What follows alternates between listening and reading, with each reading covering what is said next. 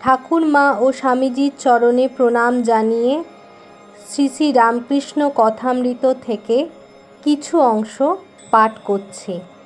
আজকের বিষয়, ঈশ্বরকে কি জানা যায়?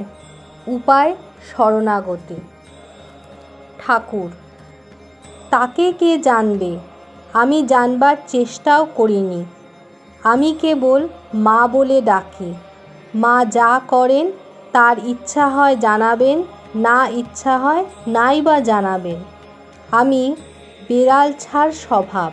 বেড়ালছা কেবল মিউ মিউ করে ডাকে, তারপর মা যেখানে রাখে, কখনো হেসেলে রেখেছে, কখনো বাবুদের বিছানায়।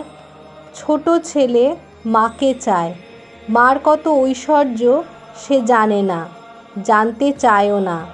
সে জানে আমার মা আছে, আমার ভাবনা কি।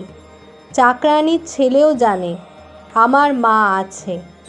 বাবুর ছেলের সঙ্গে যদি ঝগড়া হয়, তা বলে আমি মাকে বলে দেব আমার মা আছে। আমারও সন্তান ভাব। হঠাৎ ঠাকুর শ্রীরামকৃষ্ণ আপনাকে দেখাইয়া নিজের বুকে হাত দিয়া মণিকে বলিতেছেন, আচ্ছা, এতে কি আছে, তুমি কি বলো? তিনি অবাক হইয়া ঠাকুরকে দেখিতেছেন।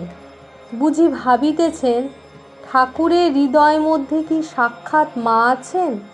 মা কি দেহ ধারণ করে এসেছেন জীব মঙ্গলের জন্য?